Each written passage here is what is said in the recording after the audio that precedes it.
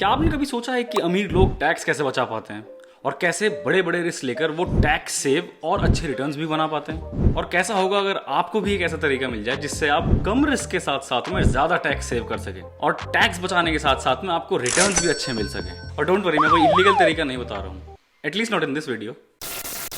अब अगर रिस्क और रिवॉर्ड की बात कर ही रहे हैं तो एक ऐसा फंड है जिसमें रिस्क, रिवॉर्ड और एक एक्स्ट्रा बेनिफिट भी मिलता है। I am talking about ELSS funds.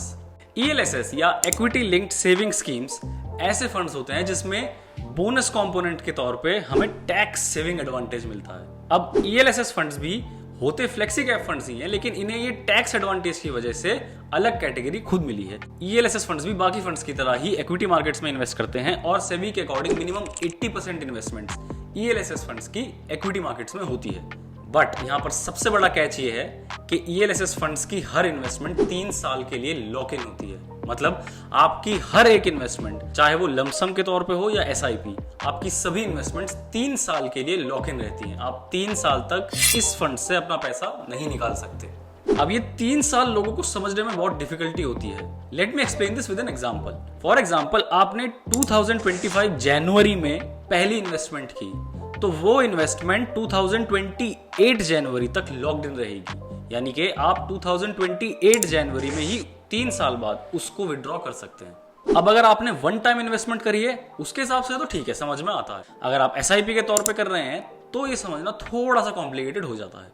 For example, अगर आपने जनवरी 2025 में पहली SIP की तो वो जनवरी 2028 में विड्रॉएबल होगी। सिमिलरली 2025 फेब में की हुई 2028 फेब में विड्रॉएबल होगी। अब ऐसे करते करते ही जनवरी, फेब, मार्च, अप्रैल जितनी भी इन्वेस्टमेंट्स आप करेंगे, हर एक इन्वेस्टमेंट यानी हर एक SIP या कहें तो हर एक खरीदी हुई यूनिट 3 साल के बाद में ही विड्रॉएबल होगी। अब हो सकता है आप ये सोचें कि मैंने जो इन्वेस्टमेंट करी है वो मुझे कैसे पता चलेगा कि वो 3 साल के पहले या 3 साल के बाद में विड्रॉ हो रही है? तो यहां पर हर एक म्यूचुअल फंड FIFO या FIFO, जिसे first in first out method बोलते हैं, विड्रॉ करने के लिए FIFO मेथड यूज करते हैं, जिसमें आपकी पहली की हुई इन्वेस्टमेंट ही पहले निकाली जाएगी। मतलब अगर आपने 1 साल तक हर महीने SIP की है तो आपकी पहली की हुई SIP ही पहले निकाली जाएगी। अब ये समझते हैं कि टैक्स बचता कैसे है ELSS फंड्स में। फॉर एग्जाम्पल, अगर आपने 1000 रुपीज पर मंथ की ELSS फंड में SIP करवाई हुई है और आप फाइनेंशियल ईयर के एंड में टैक्स फाइल करने जाते हैं और लेट सपोज आपकी टैक्स लायबिलिटी 1 लाख रुपए की आती है और आप 15% टैक्स ब्रैकेट के अंदर आते हैं, तो ये 1000 रुपी पर मंथ की SIP, जो कि पूरे साल में 12,000 रुपीज हो जाती है, 15% के हिसाब से 1800 रुपीज आपकी टैक्स लायबिलिटी से कम हो जाएगा। अब कुछ लोग ELSS की इस 3 ईयर लॉक इन पीरियड को एक डिसएडवांटेज समझते हैं, पर इन माय पर्सनल ओपिनियन ये 3 साल का लॉक इन पीरियड एक एडवांटेज हो सकता है अगर आप एक बिगिनर इन्वेस्टर हैं और आपको डिसिप्लिन्ड वे में इन्वेस्ट करने में थोड़ी डिफिकल्टी हो रही है, प्लस आप टैक्स ब्रैकेट के अंदर है और आप टैक्स बचाना चाहते हैं, तो I think ELSS funds is the best fit for you. क्योंकि फॉर यंगस्टर्स या न्यू इन्वेस्टर्स ये ELSS फंड्स एक 3 साल का लॉक इन पीरियड या 3 साल का डिसिप्लिन्ड इन्वेस्टमेंट सिखाता है, जो कि यूजुअली इन्वेस्टर्स को थोड़ा डिफिकल्ट होता है इन difficult market scenarios.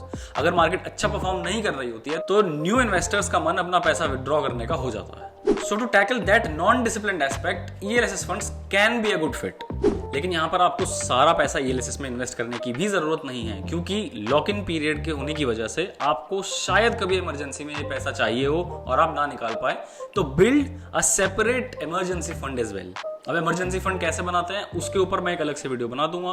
Comment section में इमरजेंसी फंड लिख दीजिएगा, आपको वो वीडियो भी इसी वीडियो की तरह डिटेल एक्सप्लेनेशन में मिल जाएगी। अब इसकी एक तो सबसे बड़ी एडवांटेज ये डिसिप्लिन्ड वे में इन्वेस्ट करना हो गया, और सेकंड सबसे बड़ी एडवांटेज जो मुझे लगता है in my personal opinion, tax saving advantage देने वाले इंडिया में जितने भी इंस्ट्रूमेंट्स हैं, हो सकता है आपने या आपके पेरेंट्स ने या ग्रैंड पेरेंट्स ने ऐसे जितने भी इंस्ट्रूमेंट्स में इन्वेस्ट किया हुआ होगा या करने की सोच रहे होंगे, उन सभी का रिटर्न्स इक्विटी सेक्शन से या ELSS से कम ही होता है। तो मेरे हिसाब से अगर आप टैक्स सेविंग एडवांटेज प्लस अच्छे रिटर्न्स ढूंढ रहे हैं तो ELSS funds can be a very good fit.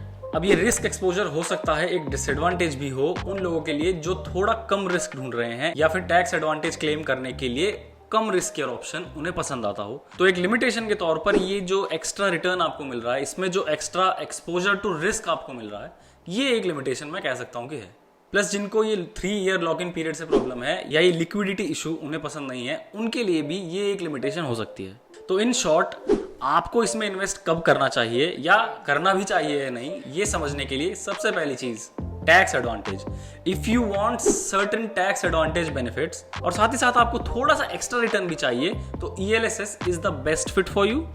और वाइस वर्सा, अगर आप टैक्स एडवांटेज के साथ में बहुत कम रिस्क या बिल्कुल रिस्क नहीं देख रहे हैं, तो ELSS is not a good fit for you. Second, अगर आपकी 80C के अंडर सारी लिमिट एग्जॉस्ट हो चुकी है तो भी आप इसमें इन्वेस्ट ना करें तो ही बेहतर है। थर्ड, अगर आप टैक्स ब्रैकेट में आ ही नहीं रहे हैं अभी, तो भी ELSS से अच्छे बाकी फंड्स जैसे फ्लेक्सी कैप या मल्टी कैप फंड्स हो सकते हैं, क्योंकि अगर टैक्स एडवांटेज लेने का ऑप्शन ही आपके पास में नहीं है तो ELSS से अच्छे वही फंड्स हैं। फोर्थ, जिन्होंने न्यू टैक्स रेजिम चूज की हुई है उनको ये चीज मालूम होगी कि उन्हें 80C के बेनिफिट्स मिल ही नहीं सकते हैं, तो ELSS में इन्वेस्ट करने का कोई फायदा ही नहीं है। तो अगर आप इन चारों सिनेरियो में से किसी भी एक में हैं, तो आप अपना डिसीजन ले सकते हैं कि आपको ELSS में इन्वेस्ट करना है या नहीं करना है। तो ये था टाइप्स ऑफ फंड सीरीज का चैप्टर 3 ऑफ इक्विटी फंड्स, जिसमें मैंने ये बताया कि ELSS फंड्स क्या होते हैं और आप कैसे ELSS के साथ में टैक्स सेविंग बेनिफिट्स और पैसे को ग्रो भी कर सकते हैं।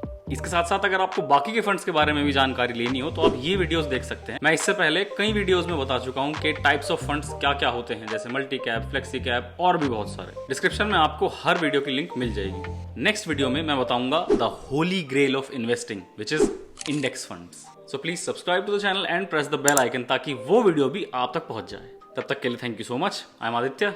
सी you in the next episode.